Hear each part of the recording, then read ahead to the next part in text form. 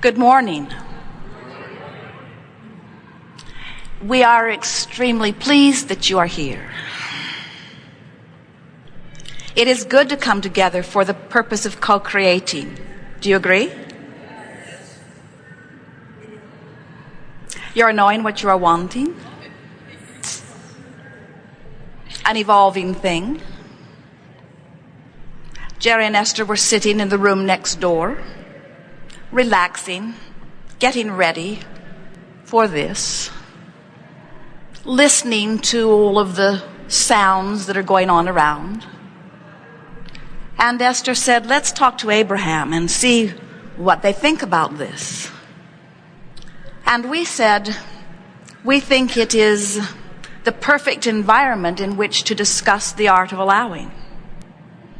Because in the world in which you live, there are often conditions that are, in this moment, out of your control. And the art of allowing is about how you respond to that. Most people offer most of their vibration in response to what they are observing. So if there are wonderful conditions, then they have wonderful response. But if there are less than wonderful conditions, then they have less than wonderful response. And then they feel powerless because it feels like the conditions which they cannot control are the reason for the way they feel. And then they feel that powerlessness because nothing is more important than the way you feel. The way you feel is your indication of how well you are in any moment of your feeling, allowing the alignment between you and you.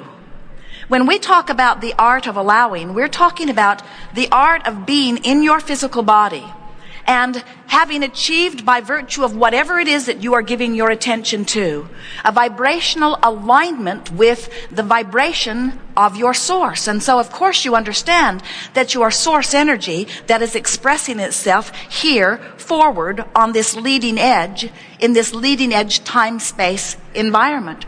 You understand, or at least we want you to understand, that you are non-physical energy expressing itself here because you are powerful creators.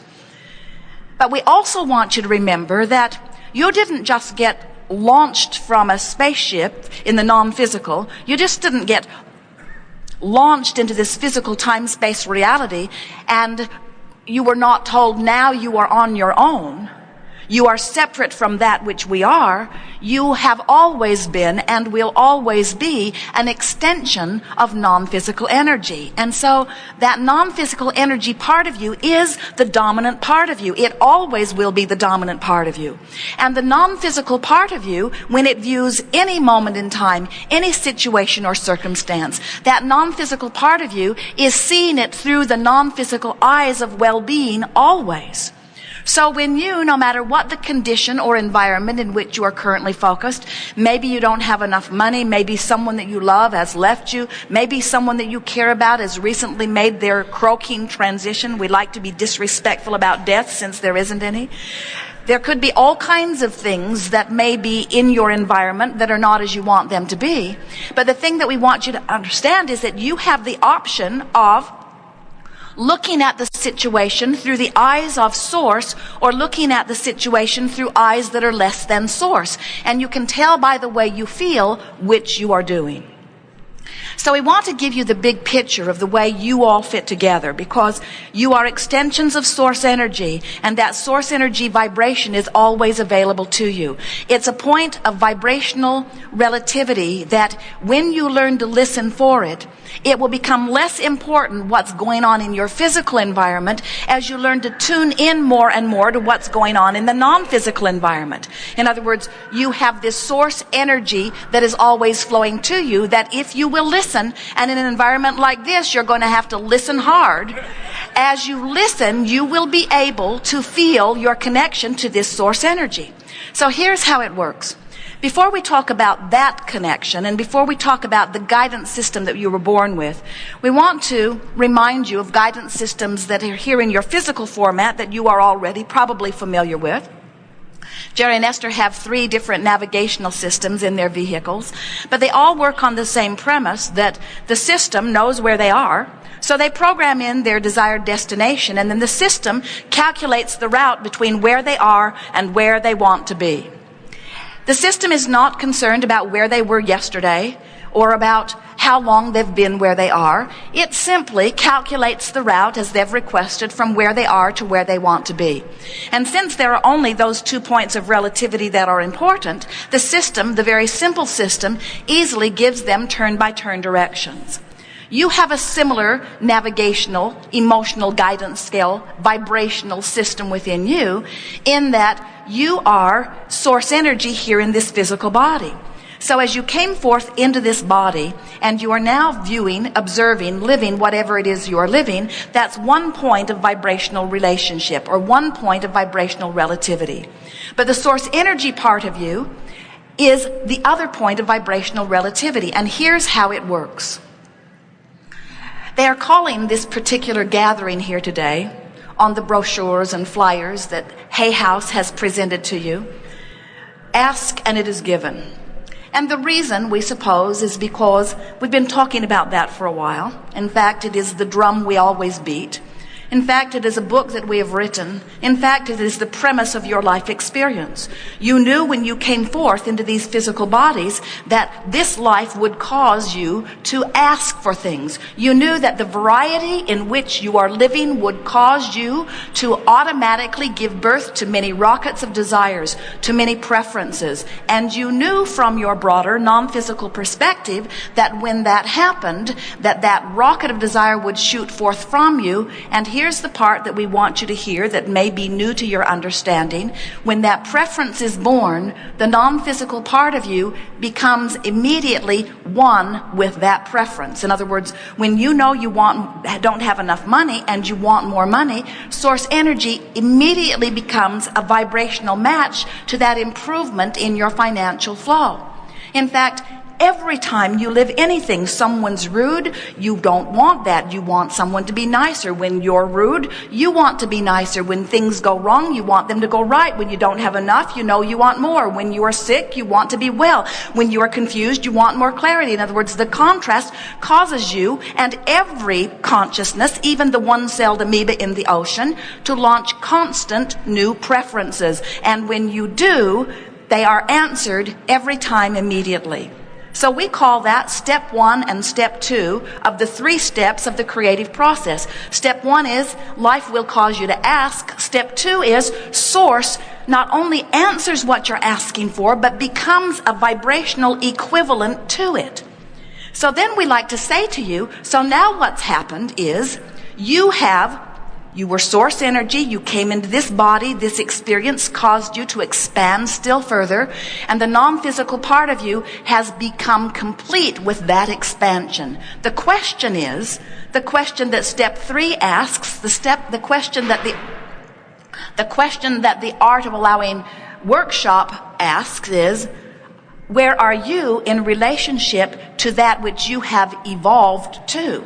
In other words, are you letting yourself get up to speed with that which you have become?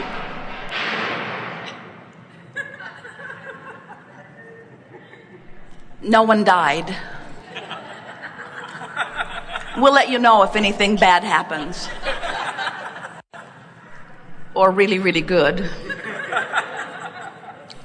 So when you understand that your life is causing you to expand, the question that we want you to ask yourself on a regular basis is, am I letting myself get up to speed with that which I am becoming? Because every emotion that you feel is about that. It's about that gap between where you're standing right now and whether you are allowing yourself to get up to speed with who the non-physical part of you has become. Are you getting that?